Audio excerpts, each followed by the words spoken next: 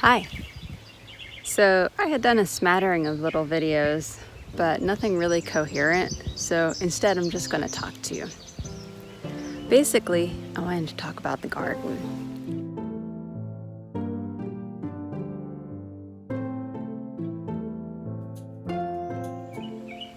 This is not exactly my first garden, but it kind of is, because I don't know that I would call the hobby type gardening that I have been doing the past few years gardening.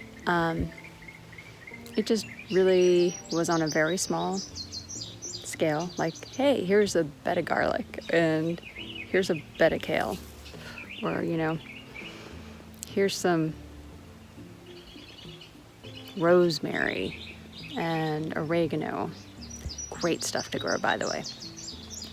So moving from that to trying to make a garden that would actually be sustainable, meaning that would feed us ideally for a year. That is going to be a challenge and a learning process for sure. So I'm guessing if you're watching this video, you're either friends or family or somebody who's kind of in the same boat that I am, trying to make a garden, trying to build up a little homestead, trying to be more self-sufficient. It's a good effort, and go for it. So let me show you what's going on with the garden. You've seen the greenhouse, and it's getting a little hot right now for things in the greenhouse, but we still have some scraggly lettuce starts in there and potatoes and sweet potatoes growing, and they seem to like it in the heat. There are lots of deer here. In fact, I just saw one bounce away as I walked out to the garden. And so we need to keep them out of the garden. To that end, we have put up some deer fence. This is deer netting, really. And we only put up the netting because this is not the final plan for our garden. We don't know exactly what layout we want or where we want to have it, but we want to get going on it. So we have the deer netting. We have a gate that we are holding together with some paracord tied at the top and near the bottom. And inside we have beans and squash and such that don't really go so well in the covered beds, which we have only because that's what we had on hand before we got the deer netting, and we needed to keep the deer off them.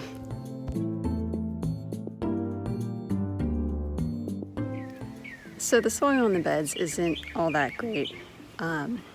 We had gotten a few yards of soil in the autumn that were delivered, and it was really some horse manure mixed with triple cut pine bark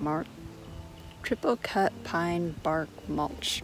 It needed to compost more. It was still hot, so nothing that we tried to grow in the bed in the winter worked out. And now we're seeing it's just not as nutrient dense as other soil can be. So case in point, here I want to show you some growth on our potatoes. So these are potatoes that we just used from potatoes in the kitchen that had eyes on them. And we planted them all out. And as you can see here, the ones in the big bins, the big grow bags, are not doing as well as the ones in the smaller grow bags.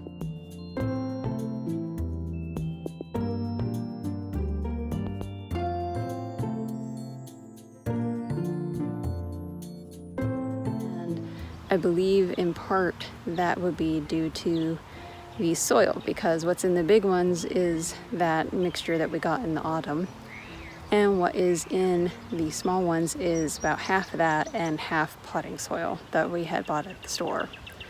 And so you can see those ones in the small bags are doing way better. This is also the case with the broccoli and such that we planted. So this is Romanesco broccoli.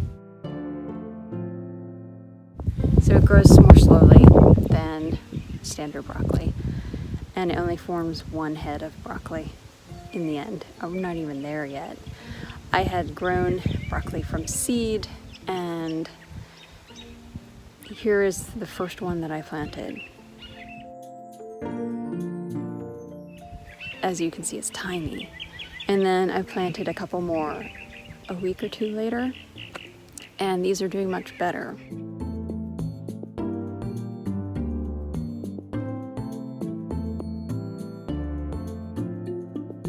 And I think that in part that is because I dug out more and put some potting soil in before I actually put the plant into the bed. And so I think they did really well. And then here is another couple broccolis that started at the same time in the same, tiny little cells when I was growing the seeds. And I put them in the soil along with potting soil as well. However, I did this about a week or so later than these other ones that you just saw. And you can see they're not doing so well.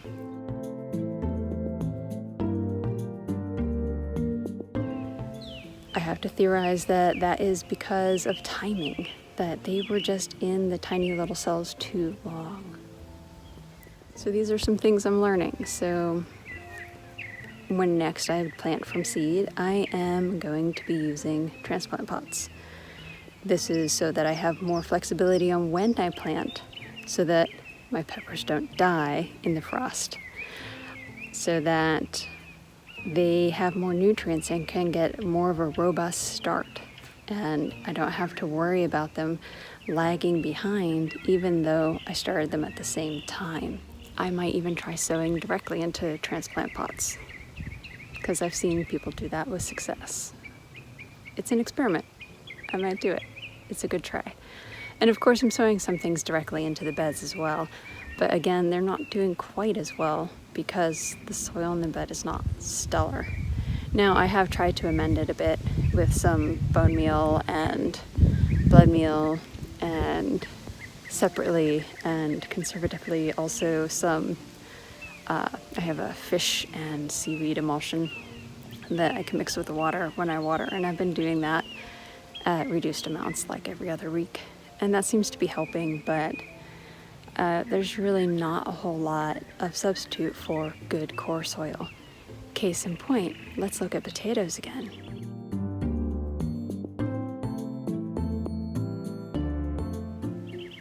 So these potatoes are in compost that we're making, and you can see they look so much better.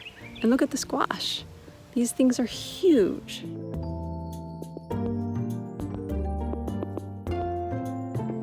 As compared to the squash that I had already taken out of the compost, the mystery squash, and put into the bed, which really has languished and not grown at all.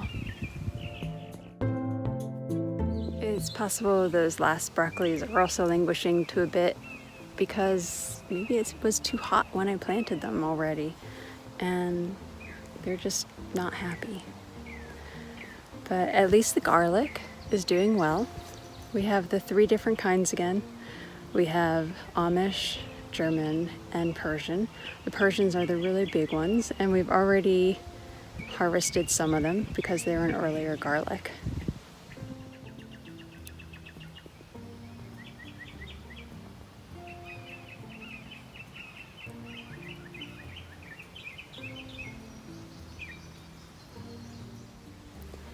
So the intent with this garden is to eventually fence it in so that the deer cannot get in.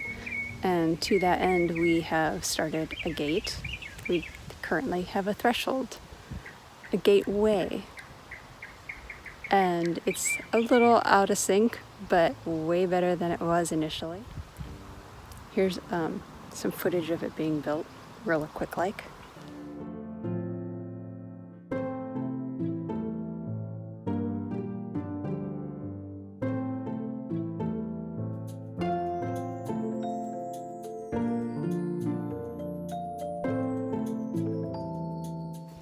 This side with the little screws in it is a little wobbly because the post is old, and the other side, however, has big bolts in it and is really sturdy, so that is where we'll put the hinges. Working on a threshold. So with the gate, it was wildly out of alignment, and so we used a tow strap. You can see just how much that was really out of alignment. So we're getting there. This is a training garden that we really want to eat from, that we really don't want the bunnies and the deer to have before we do, that we actually want to grow. And so we're working on it. And speaking of composting mulch, we have some piles of mulch that are composting.